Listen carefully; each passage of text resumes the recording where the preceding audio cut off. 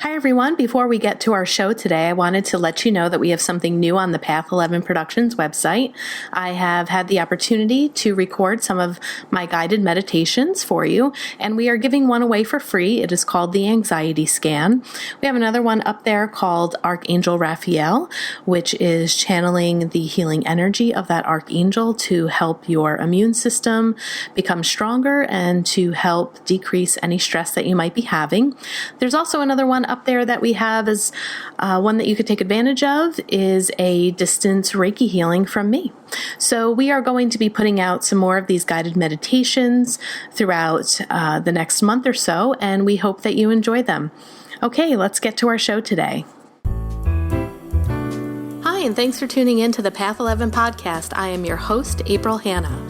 At the Path 11 podcast, we are here trying to deliver leading-edge research on consciousness, healing, and metaphysics. And just like you, we are trying to answer the big questions about life. Who are we? Why are we here? And what is our purpose? We hope by listening to our podcast, it will make each day you live on Earth a little easier to understand. And now for today's podcast. So hello, everyone. We have two guests on our show today. We have Dr. Eric Pearl and Jillian Fleer.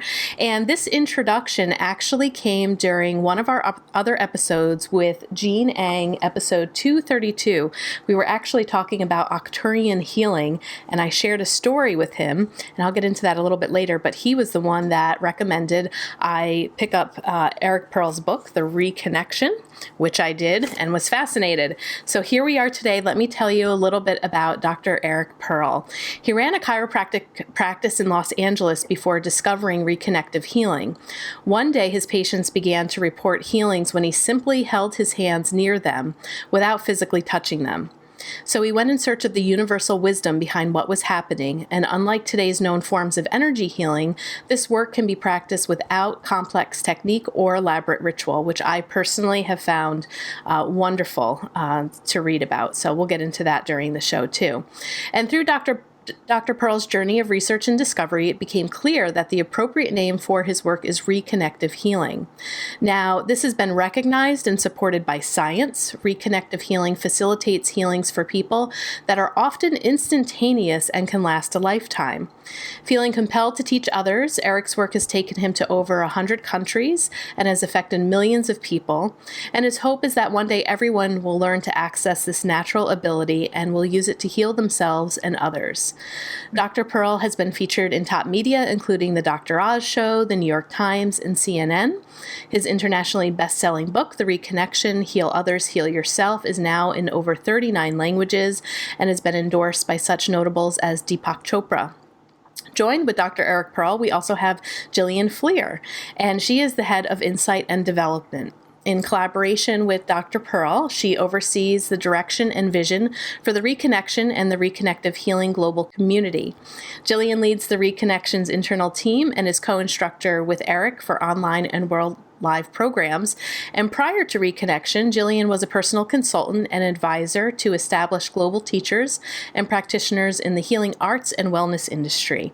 So I would like to welcome them both to the Path 11 podcast. Hi, guys. Hey. Wow, April, that was a lot. Thank you. You're welcome. So, okay, I have to tell you the story about how I came to find you, and it was literally only a few months ago. So I can't even believe that just being in this world of work that I'm in, and I have been, a dabbler in every type of different healing modality that I had not heard of you guys before. So in episode 232 with our guest, Gene Ang, I brought him on because I was doing research one day, because in a lot of my healing sessions, I started to have what I call these blue healers that would enter into my Reiki sessions and would be working with me and my clients. And of course, I felt like I was losing my mind. I was making something up. Was I seeing really real? And so I Googled some images, and through that, I found this guy in California, Gene Ang, and he has this whole thing about Arcturian healing. And I said, okay, maybe this is what these people are called. So called him up. He came on the podcast. We had an awesome conversation because it's kind of hard to really find people that you can talk about these things happening during healing sessions. And when I was giving him an example of one of my sessions, I said, well, these healers kind of come in and I'm able to see these energy grids over people's bodies bodies, and it's like they are replacing these light bulbs in these grids. And I said, and sometimes I'll see these geometric patterns and it'll look very much like DNA, and what's kind of going on. He said, oh, well, have you been trained in Reconnection Healing? And I said, no, I don't even know what that is. I haven't even heard of that. And he said, oh, well, you need to start reading stuff that Dr. Eric Pearl, and he also recommended the Book of Enoch to me, which I had never heard of either. So this led me down an incredible rabbit hole, and I have been following your work since. It has, I would say, blown a lot of other beliefs that I've had. It's challenged many of my rituals, which I love. And I would like to talk about that when we get into more of our discussion. And I just have a bunch of questions that I'm so excited to ask you after having read your book and have been following you online. So, well, thank you so much for agreeing to come on to the podcast.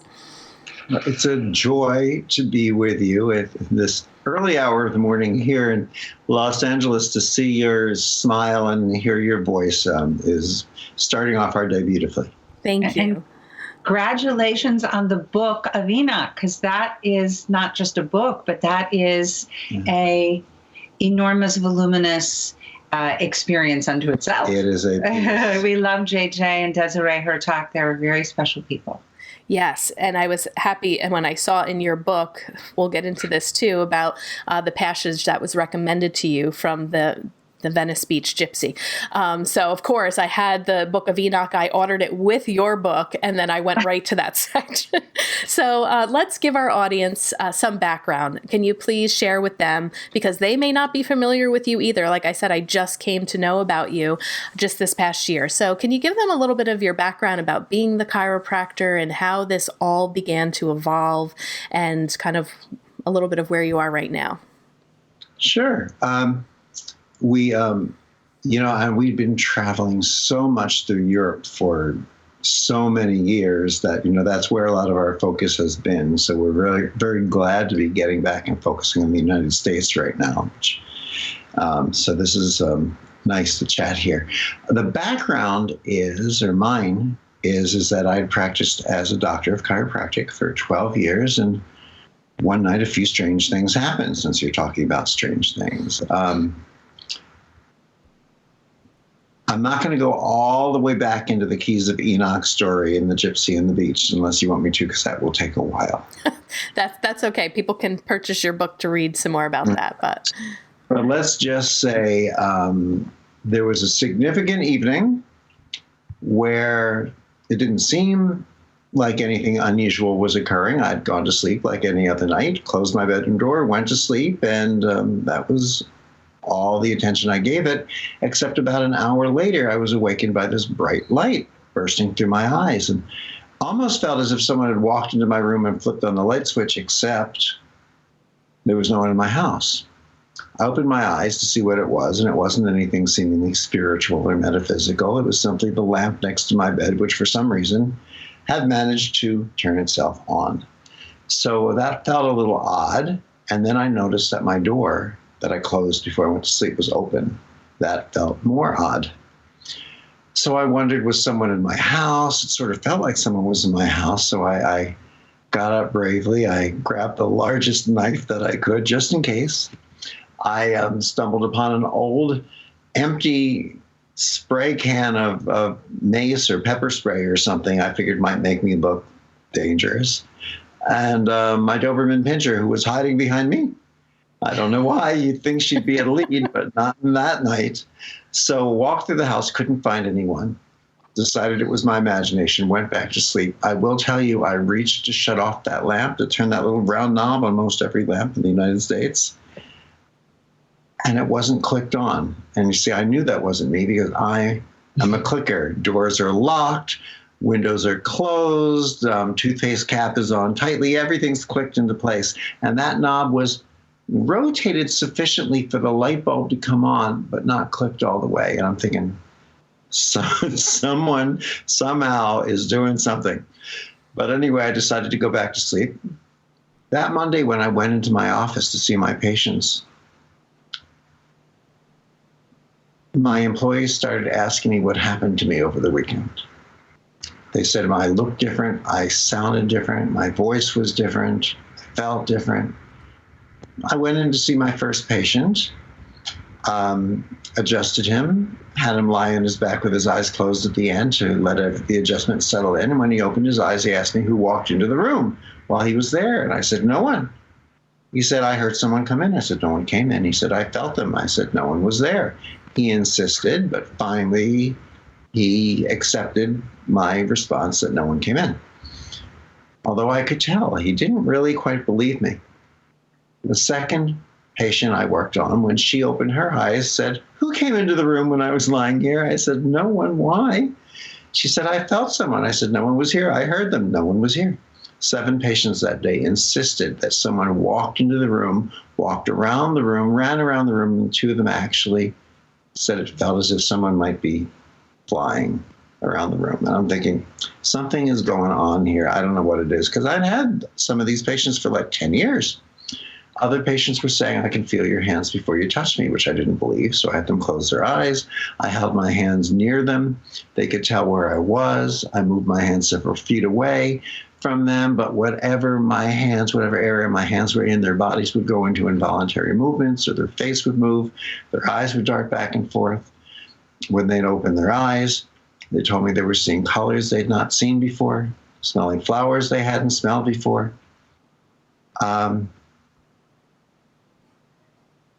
After they went home, they would come back and tell me about different healings that were happening for them, or if I'd worked on young children, their parents would call and say their cerebral palsy was fine. They were walking and running and playing normally, or they weren't having seizures any longer. They had epilepsy. Not everyone, but a lot of people, certainly enough to get my attention and that of researchers. People were, some people that we actually had to bring in wheelchairs were walking out, but not others. So that began a surprise at seeing things I hadn't seen before, I hadn't expected, and then sort of a quest, a journey to begin to understand, why is it that some people are having certain responses and not others?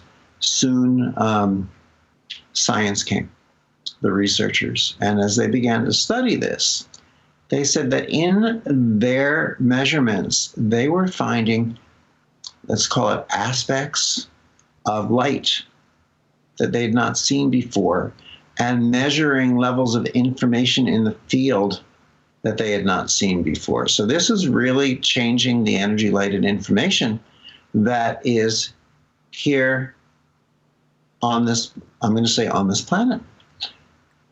Interestingly enough, what's encompassed in what science today refers to as the reconnective healing frequencies, we refer to it as, we recognize that it is an intelligence, and you'll understand more of that in a little bit when we talk, seems to be measurable in the way science can measure that it exists, but not measurable the way we think of something as like a ruler, like you can measure where it begins and where it ends. You can't.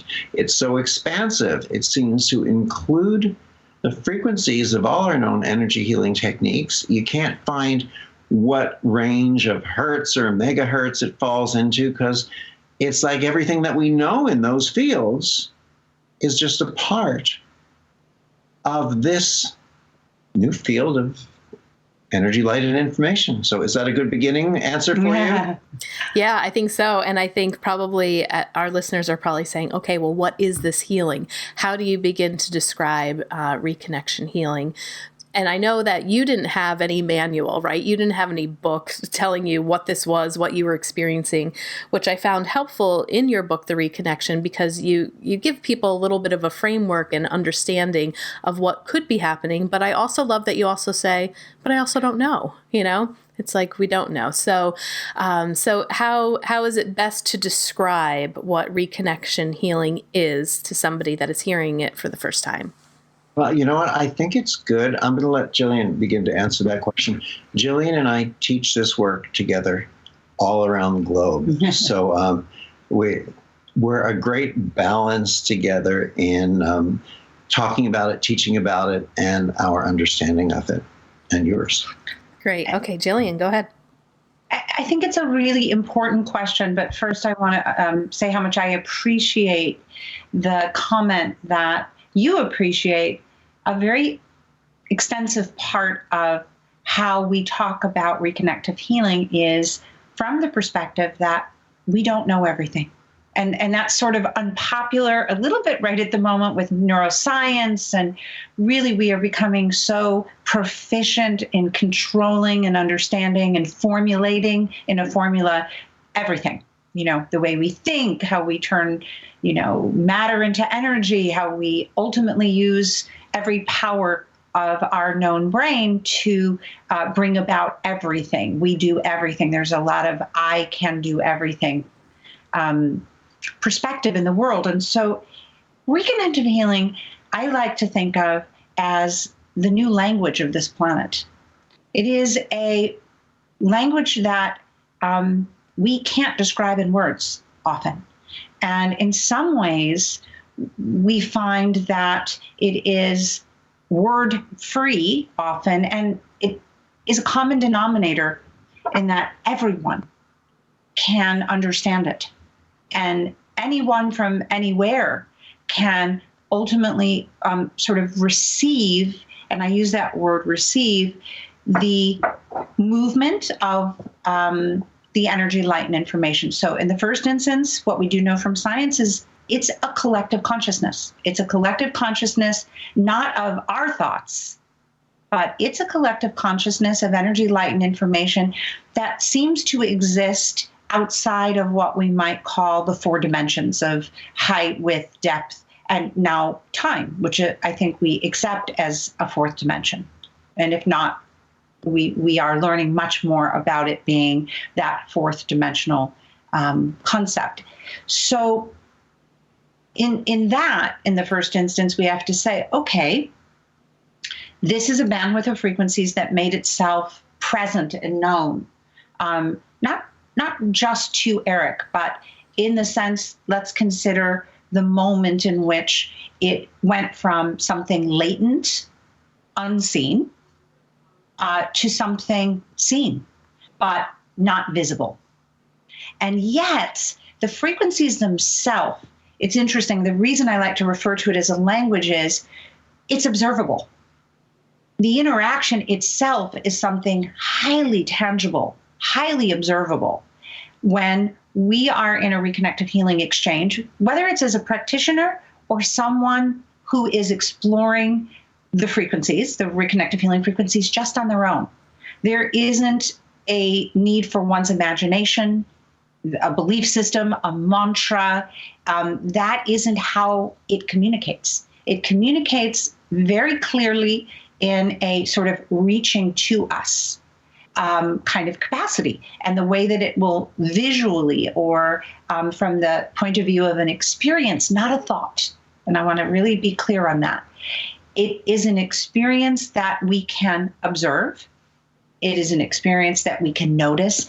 And more importantly, it's an experience that we become a witness for and to. So A, a language. B, a bandwidth of frequencies that science can really determine is present. And now we're so fortunate to have a lot of ways that people measure frequency.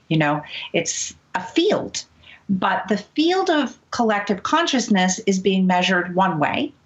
And I'm going to say the reconnective healing bandwidth, or the field of the collective consciousness of energy, light, and information here, maybe for the very first time, is unmeasurable. It's that vast. So we introduce it as a language by playing. There's a lot of play. Because it's so tangible, we think perhaps the best way to become familiar with the process or the approach or the language is to experience it so that there's no confusion that it's present. And I'm going to say one directional. We don't reach to it. It reaches to us. So again, we don't have to raise our vibration through a series of, I'm going to say, chakra organizing, or even, I'm going to say, technique that brings us into a higher vibration. It immediately is able to become part of our awareness. Transforms us. It transforms us. So as Jillian speaks of this language, it's a language that we understand on all levels because it's our awareness it's communicating with. It's just that we don't think it through. We don't have to worry about syntax and grammar and punctuation. It comes in the not knowing, which is a big challenge, as Jillian mentioned, for everyone today, because today a lot of our wonderful teachers who are definitely helping us grow through brain training and other things are teaching things that we have to work at, that we have to do every day consistently for long periods of time so we maintain it and don't lose it. This does something in a different way. It is received and it transforms. What we've discovered in the beginning that has been confirmed by multiple studies on plant DNA, animal DNA, and human DNA is that it actually transforms our entire DNA. So we don't have to work to maintain it. It brings about amazing neuroplasticity, changes in the brain, neurochemistry, biochemistry changes in our body. And the funny thing about reconnective healing is because it happens outside of time, outside of space, is that once we receive these healings, they tend to be immediate and they tend to be forever. They don't leave during time. You don't have to come back again and again, practice something for 20 minutes 3 times a day for the next, 10 years. You just are more. You're in a communication. Right. And that's a really important part. Being able to recognize the communication that's happening is an important part. But unfortunately, and I say this lovingly, unfortunately, it isn't something that we can teach through steps and procedures. Because one of the unique parts that we know as a characteristic of it is that it bypasses the part of our mind that is directing. So there's that little evolution that we have to press into. I always say there's a bit of a pressure that happens, but we have to press into our ability to move beyond what I'll call knowledge, because knowledge will often, and this is important, the mindset that we accumulate as knowledge is usually our directional. And sometimes the hurdle or the growth or the expansion of learning reconnective healing is, how do we move beyond knowledge? How do we move into, and I think people use this word knowingness a lot, but they're using it often from the perspective of accumulated knowledge that they can now call knowingness. This is another level of knowingness. It's a springboard. See, what we consider knowledge is really a collection of facts and data. Funny thing is, we knew a lot of facts 200 years ago, which 100 years ago we found out were wrong. When we found out 50 years later, some of them were right, and this continues happening. So what we call facts, and would like to be facts, are actually just a mutually agreed upon consensus of opinion by the highest level at the moment, and as soon as something else comes into place, the fact has been replaced, which means it was really kind of only an opinion. The expression is nothing can actually be proven, only disproven, because once it was disproven, then it was never proven in the first place. So what happens is we tend to collect the facts and we go, oh, yes, I've got knowledge, I've got all this knowingness, but truly the knowingness at this level of existence is that play with the facts, understand the facts as what they really are, and then springboard off of them in a state of knowingness that allows the answers to come from within. And one of the things that allows us to give ourselves this permission is the willingness, the courage to say, I don't know. Because we are so in a current society that values knowing and knowledge that we're afraid to say these things. And so when we put things in our box of knowledge, we put them in a box of knowledge. Everything inside is right, everything outside is not. And there are 2 things about reconnective healing we definitely know. We know that we don't know what it is. And we certainly don't know what it isn't because it's continually expanding. But our willingness to not know allows us to look at possibilities that the need to know tells us to close our eyes to. Yeah. Wonderful. Because we're recording this during a time in the world with the pandemic and the coronavirus, a lot of what you're saying actually is something that I heard Sadhguru, who is a realized yogi and a mystic, say yesterday when he was talking about the virus. He said, the virus is very much like a spiritual experience. He said, you can't see it. How do you know that you actually have it? You don't know that you have it until you experience it, So when you guys are saying like there is this unknown and you don't really know what to call it, it's very similar to kind of like what's going on with a lot of people. We can't see this virus anywhere, and you don't know that you have it until you're actually experiencing it. So even though that's a little bit of a parallel, I think it still holds a little bit of truth in what we're talking about too, with many of these mystical experiences or spiritual awakenings or things that we're having. It's like you can talk to people about it, but really until they either become it or have the experience of it, it really can't begin to become truth to somebody else just by hearing it in words. But there's a lot of stuff that, like you're saying, there may not be all these facts or this collection of data that we can prove, but that does not mean that it is not happening just because we can't see it. And I think part of the moment that we're in, it's so perfect because here we have been pressed into a collective through what you're referring to as sort of an unseen, and we'll call it a virus, and some are calling it the corona crown, and some are calling it this sort of low level yet attention grabbing universal resonance. Okay, a virus is very interesting because it's important to know a virus doesn't chase you biologically. I love science, and so let us remember a virus of any kind doesn't go and grab us. It's part of an atmosphere. It's an organic part of an atmosphere that we partake in, that we participate in. So any virus is inclusive of, let's say, our attention, our behavior, our awareness. It is innate in the concept of a virus. And I think that the moment that we stand in for the first time, I can say in my lifetime, and I'm mid-upper 50s, and in speaking to my elders, it's the first time in their lifetime, some of them in their 90s, never witnessed before a collective viral atmosphere where every single sentient human being is one. So we keep hearing this idea, but I think it can't be overemphasized. It doesn't matter who or what you are in human embodiment, what your status, stature, age, color, gender is in this life, language, country, even our four-leggeds, even our animal species.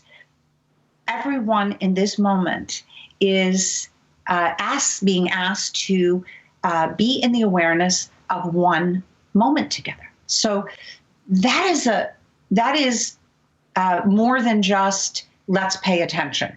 Okay, that just is more than that.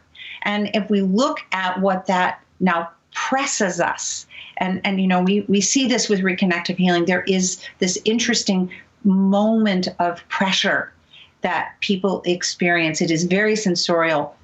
We have to look at that from the mind state and say, what are we to do together right now, collectively, outside of language, outside of rules and regulation? What are we being asked to become a part of together?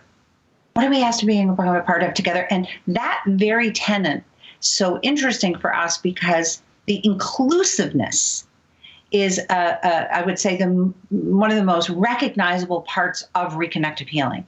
If we were to describe what is Reconnective Healing as a process and an approach, inclusiveness would be a very important way to describe what we experience together. And yet, Yet, just like this moment, we are not going to be in control entirely of how that atmosphere is affecting each and every sentient human being. It is clearly a yet to be known outcome. So I would say our global community, which is extensive, is almost familiar with, I'm going to say, the psychological part of being in the unknown, not addressing something that is so tangibly visible to us that we can, 1, 2, 3, use our very human, let's go do this kind of a thing to address it. Our Reconnective Healing community understands certainty in chaos as an innate part of everything.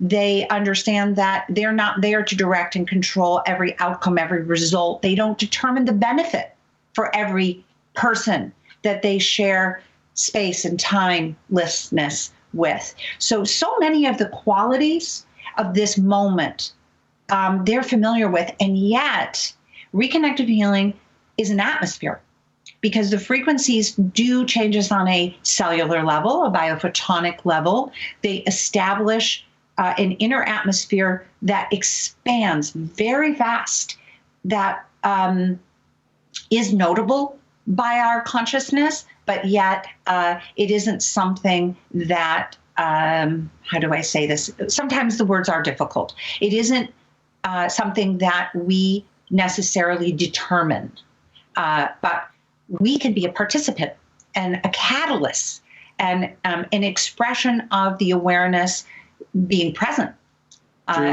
Through witnessing, yes, and observation and receiving. And you see, we touched on receiving before, but it's very interesting. We tend, and a lot of people in energy healing and other things, because we live in a visually linear concept. Jillian's to my left, I'm to her right, you're across the way in a screen or in another part of the country. How do we get from here to there? And so in the healing world, a lot of people tend to try to send healing energy, because how do I get energy from me to you if I don't send it? The funny thing about Reconnective Healing is that we all, the facilitator and the client, become recipients. As we receive as a facilitator, and all we do is receive, then what happens is it changes us, the field changes, and this transformation is shared by whoever we're working with or in the atmosphere, and actually shared by everyone else on the planet. And as far as I'm concerned, and as far as people such as Nassim Haramein and other physicists will say, quantum physicists, it affects every molecule in the universe. Our expansion is the expansion of the universe. It's actually requested and required of us by, shall we say, a larger knowingness or intelligence. So when, for example, we were listening to Joe Dispenza yesterday, and he had an interesting way of saying, let's keep one foot on the, I don't know what word he used, earthly, the other foot in the quantum. And that makes sense. Just as we wouldn't run out in front of a speeding car, let's also realize part of us is here on Earth. Wash your hands, for God's sakes. Let's do some of the common sense, good taking care of ourselves. Simultaneously, let's not overexpose ourselves to this until we have a better concept of what it is and it's being handled or brought into balance. That doesn't mean we can't help the world. So in Reconnective Healing, we teach not only how to work in person, but how to work via distance. So just as when Jillian and I are doing distance sessions with people around the world, we encourage, and remind the people who have learned Reconnective Healing, you can help others do distance healing sessions. Let's honor the laws and the rules that are saying, stay at home, and let's still continue to help expand the consciousness on this planet, because this expansion, this change, I believe, is going to allow all of us to rise to a higher level and bring this situation back into a perfectly harmonious balance. Everything that's existing here is part of a harmony. And when it's not in harmony, it's simply not in balance. And if we exist in a consciousness of fear, we then contribute to the imbalance because we're actually existing in a non-consciousness. Because fear isn't something that exists. Fear is actually an absence of light, just as when we believe in darkness, we forget that darkness isn't something that exists. I'm sorry. Fear is an absence of love. Darkness is an absence of light. These are simply absences. The only power that they have is that which we grant to that illusion. Yeah, I just wanted to say that was going to be a perfect bridge into one of my next questions for you. I just want to see where I marked it in the book. Jillian, did you want to say something before I actually move into? Yeah, I just want to say at the behavioral level, we have incredible experts right now really speaking to us about how we manage the thinking mind around fear and really illuminating the chemistry that, runs right in there in fight or flight to accelerate this mind state that often a crisis or fear presents. So I think I'm highly encouraging people to, if they aren't already an expert at practicing these tools, and meditation can be a wonderful tool for that as well. There's a lot out there from the experts. Then there's more. Because once you get a handle on the fear, it's not changing the circumstance. So part of, again, I believe that Reconnective Healing has waited and been in the latency of understanding literally for this moment. Yeah. Because there isn't anything more appropriate in this moment and in more alignment than becoming part of what this intelligence, this collective consciousness, this energy, light, and information has to offer unabashedly right now for our now moment. I mean, and I'll take it just one step further in understanding this. Reconnective Healing showed up here in August of 1993, and I knew from the beginning that it came because it knew it was time. It was preparing us for something we needed to be prepared of. The intelligence that this speaks through, and there's another book about this called Solomon Speaks on Reconnecting Your Life. That wisdom, that intelligence we call Solomon came through and said, you are part of a process that is coming in great scope. There are many, many amazing things to read in Solomon Speaks on Reconnecting Your Life. It's channeled information. It is phenomenally pertinent. Yeah, one of my patients and others that continue this work. And so thank goodness when you look back at things have been orchestrated perfectly in ways that weren't consciously intended or planned.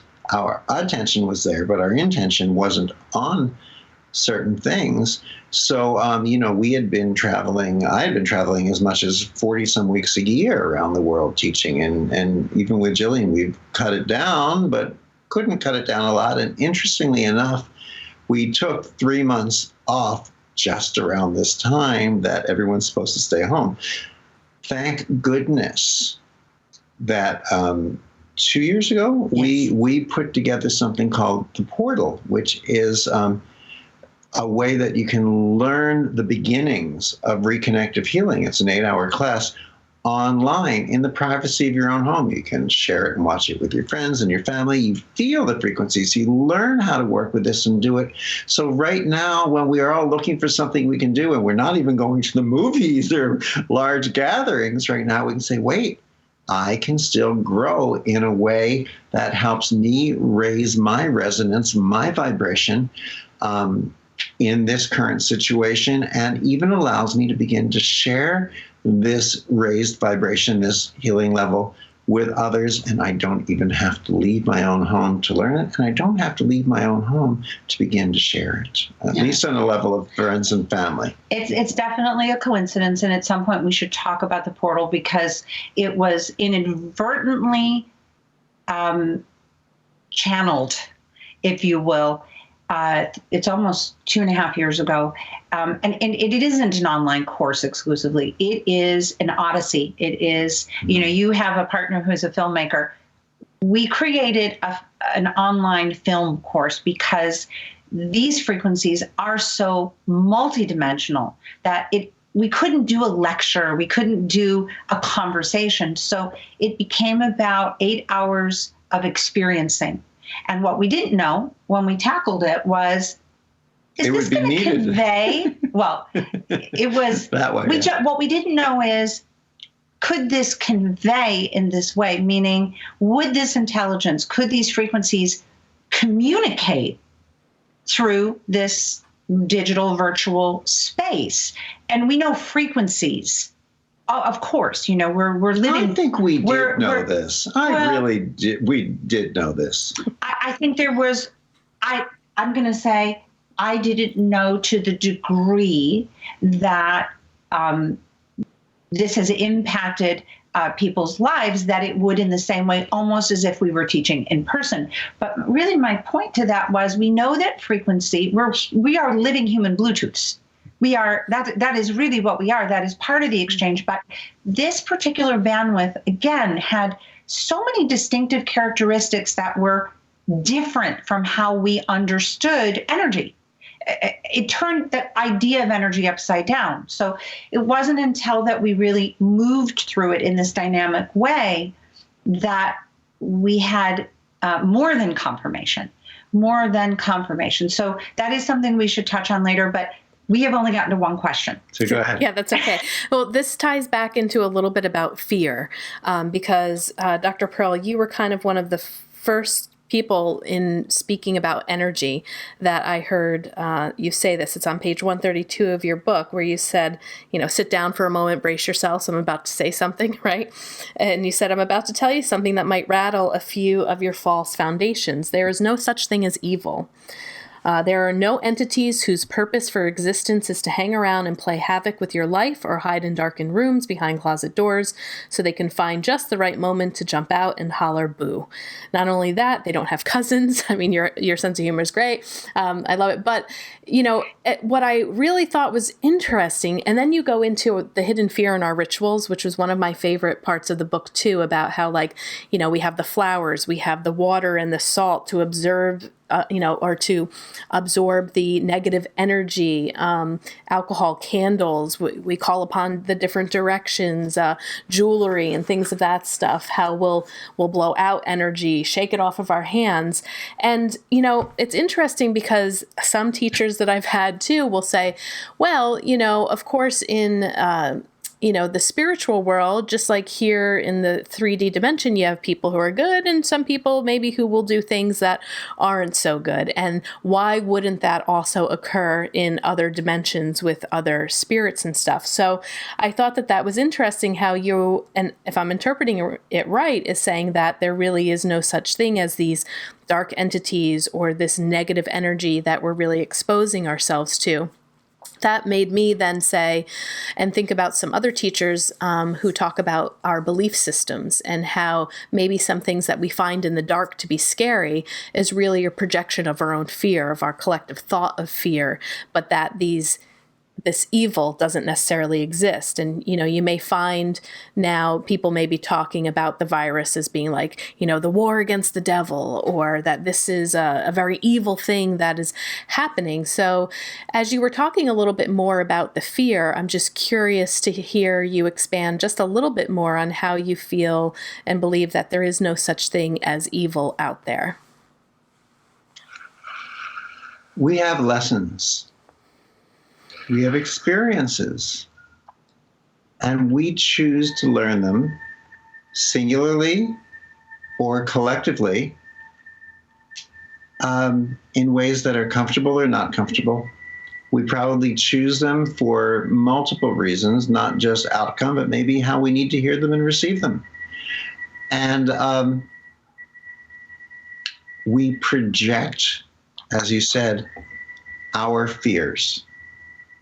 We project the absence of light as darkness that exists here in this dimension, and then imagine that it lives in other dimensions. And it was easier to do and more commonly done a long time ago, and it's traveled through the years. But I think more and more of us today are beginning to gain a consciousness and understanding that that doesn't really exist, that that's us bringing fear and illusion and creating it because maybe we feel an imbalance or just not a worthiness to exist without it. And today, it's time for the rest of us to become the teachers of the teachers who maybe know this, maybe don't know this, maybe are invested in selling us protections and rituals and other things for many reasons, maybe don't know yet because, just like in medicine or any other field, the new generations come in to advance things. Maybe they just don't know how to teach nothing because they confuse teaching nothing with teaching nothing. In other words, they think of something as zero instead of the infinite void or field of nothingness in which everything exists. And so part of what fear is here to show us is that our lessons come from stepping through it, not from denying it, not from magnifying it, from understanding that we are abundant, that everything is here, from stepping through the lack and limitation that fear brings about. And it comes about in some of the most amazing ways. And yes, sure, we talk about a lot of them in the book. Do we need to protect ourselves from this and from that? Do we need to take off our jewelry during a healing session as if Mother, Father, God wants you to have a healing, but they think your necklace is too big, and God goes, oh, that necklace is so huge, I'll never get through it. We whether we believe in God or love or intelligence or the universe. And sometimes I'll just say, what's the biggest, most harmless way we approach these things? And I'll ask the audience, I'll say, how many of you think that, even though we can get over the superstitions and the protections, we should still call God into the healing sessions? Because that's lovely, isn't it? How many of you think we should call God in? And all the hands go up. And I say, okay. And how many of you believe that God is everywhere? And all the hands go up again. And I say, so if God is everywhere, then where are you calling God in from? The train station? Either God is already there or not. So when we call God in, it's different than having the awareness of. But when we call God in, we're saying that God, or whatever intelligence we believe in, or organizational force, isn't always there. And sometimes our challenge is to have our words and our actions match one another. To say all of this is everywhere and there's nothing to fear, and yet to protect ourselves at the same time becomes a little bit contradictory, to say the least. And when we're calling in protection, are we standing in love or fear? Well, obviously fear, because no one bothers to protect themselves from love because there's no reason for it. So every protection we bring in creates more fear, and then we start looking for newer and bigger and stronger protection after protection after protection. Sometimes we might want to say, oh, well, this is for me. Anyway, this is what I say to myself, because we all get caught up in something. Should I do this? Should I do not? Should I do that? And I'll say, wait, I'm not going to make this decision from fear. What's the worst thing could happen? I'll die. And you know what? I'll be all right then anyway. And if I don't die, then I'll have just let go of this one fear-based protection, and I've let go of 1,001 other fears I'm not even aware of. And if we let go of one fear every day, by the end of the year, we'll have let go of over 52,000 fears. And hey, isn't that wonderful? Yes. Again, I'm not saying don't wash your hands. I'm saying let's exist in the physical, the earthly, and let's exist in the spiritual and the quantum simultaneously. Of which we were created in and sent here in some way to be a part of, and for those of us in this moment, at this moment. So we're visitors. We may not like that idea, but clearly we come in from somewhere, something that is not here. And we're here now. So, and I would say too, to your beautiful question, I love that chapter of the book. It's such a, and I love that you keyed into it. What is the greatest conversation in social media, on every news channel, in every, little bedroom, quietly, privately, in our own thoughts? The concept of what is fear couldn't be more of the epicenter of this moment. So it is the moment to address this as an idea. And I want to also point out, I was looking at something for our Sunday gathering. Our Zoom gathering is going to be for the next 3 Sundays. Everyone's welcome, by the way. And we'd love to have you there, April. But the idea of, I'm hearing a lot of people talk about karma. Karma, this is the karma time, this is the karma moment, this is, and I had studied with the 13 indigenous grandmothers for a little while and watched them move through their beautiful practices, 1,000 years in collective age wisdom between them all. And karma has always been an interesting idea. And I looked up sort of what are the synonyms for karma? It's your payback, if you will. It's everything you've all kind of exposed yourself and done that's being recorded and captured. And it is what determines your outcome. All these ideas. And then I said, the other kind of interesting word right now is mercy. What is mercy? Are they the same thing? We're sort of at the mercy of this unknown right now. And our students often come in with these two ideas. And I looked up mercy, and everything I found around the idea of mercy was love. It is another word for love, period. It is not a religious concept. It is literally a Greek transliteration. It means love. So are we here in this moment together? And again, the Reconnective Healing Intelligence speaks clearly in this language always. It doesn't know karma because it doesn't know our story. It doesn't understand us as a past or a present or a future anything.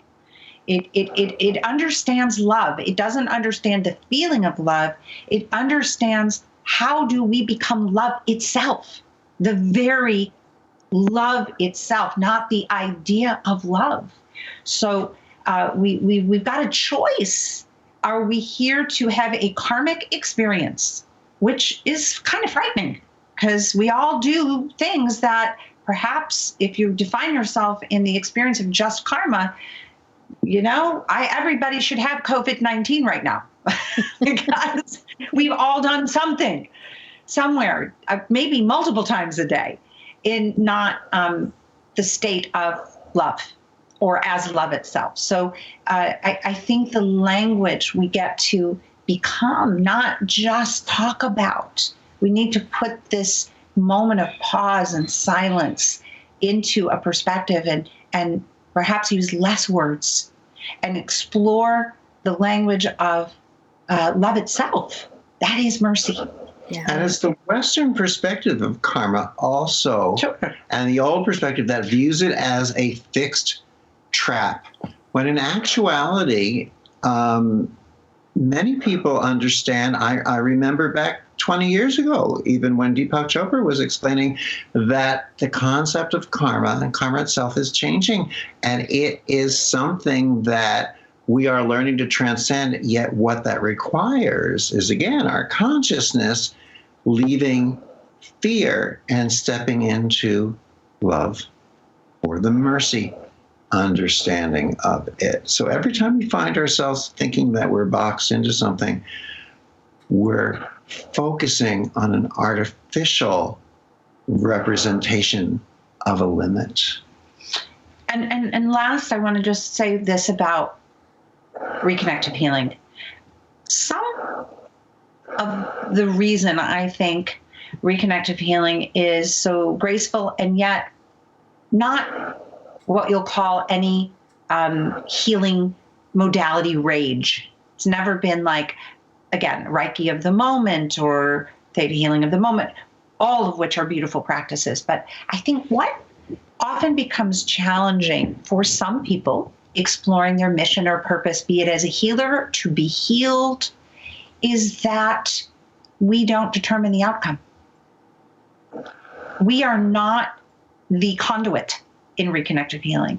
It isn't the mechanism or the language that this intelligence has chosen to interact with us in. We are a catalyst. We are an inspiration for the movement of it, for the atmosphere expansion of it. It's highly understood in the exchange of it. We can't and don't direct anything that manifests from the exchange with it. It's a relationship. So, maybe we're getting ready in this moment where we can't really direct, can't really control the outcome right now, even if it's for a very brief period of time. These words, lockdown. And what are all the words of the moment? You're in lockdown, you're in shelter at home, self-isolation, imposed or otherwise. These are really interesting words describing the interpersonal journey if you are wishing to listen to that language. So in that moment, really is a beautiful time to say, well, if I can't be the conduit, maybe I can be a catalyst. Maybe I can really observe the atmosphere that is not just how I understand myself, but there's more to be received. A lot of this approach comes from the healing techniques and approaches history of shaking our finger up at this universal intelligence and saying, I know what you need to go do and where you need to go do it. So I'm sending the frequency already. First, they start by sending instead of becoming. And then they're sending it to an area. You need to go to the heart or the liver or the ears or the kidney.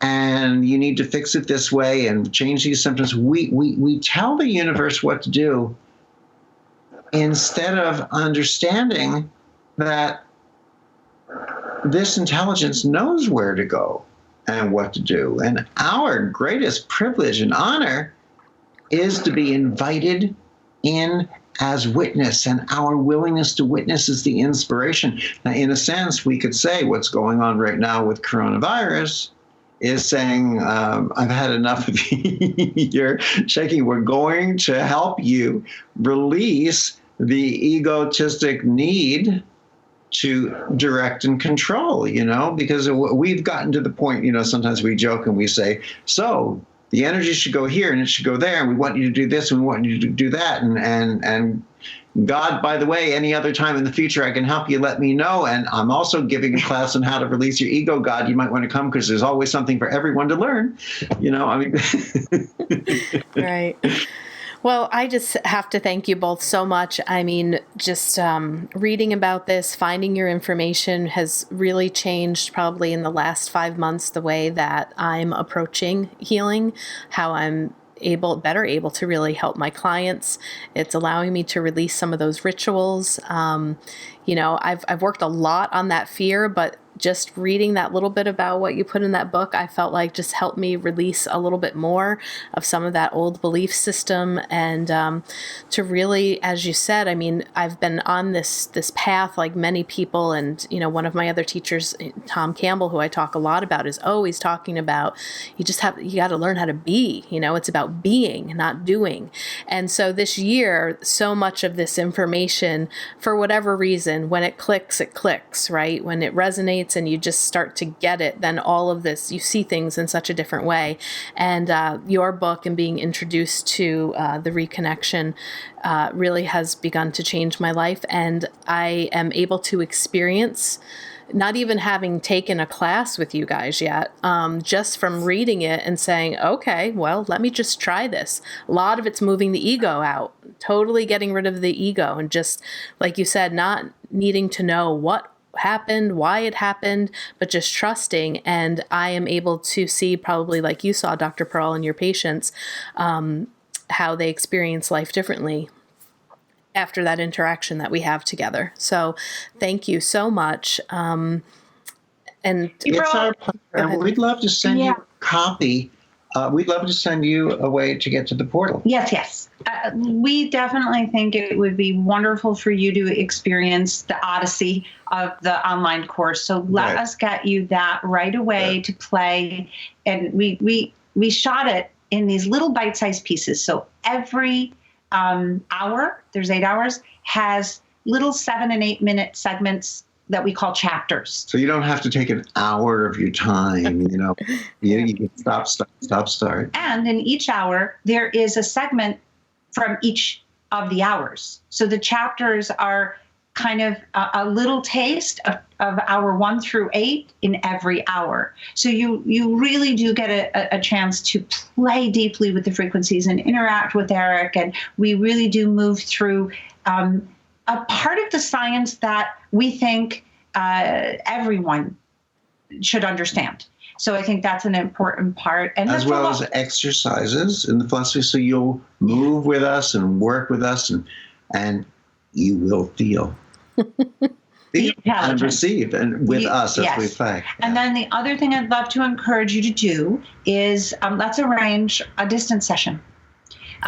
Which is really a wonderful gift. We're obviously facilitating a lot of them. I had such an incredible debrief with one of our distance sessions clients that had a complete description of dancing with the COVID-19 virus. Literally in the atmosphere, she described so beautifully these prongs that could touch no one, but that were there just as an experience in this atmosphere. And, she really had a beautiful articulation. So there's a lot of experiences that come from the distance session. So we want to do that with you. You feel, you see, you smell, you hear. It's just, it's like leaving, your awareness is leaving your physical constraints of matter and body, experiencing something else and coming back and rejoining you at a new level, which means we're rejoining humanity in our existence here at a new level that then becomes a shared raised experience for everyone in existence. We always say our perception catches up with us in the Reconnected Healing experience. Yeah. So, great. Yeah. And can you, that would be wonderful. Thank you so much. And can you also just let our audience know if they're interested too in finding out about your portal, the classes that you're teaching, these Sunday Zoom gatherings, where can people find that information?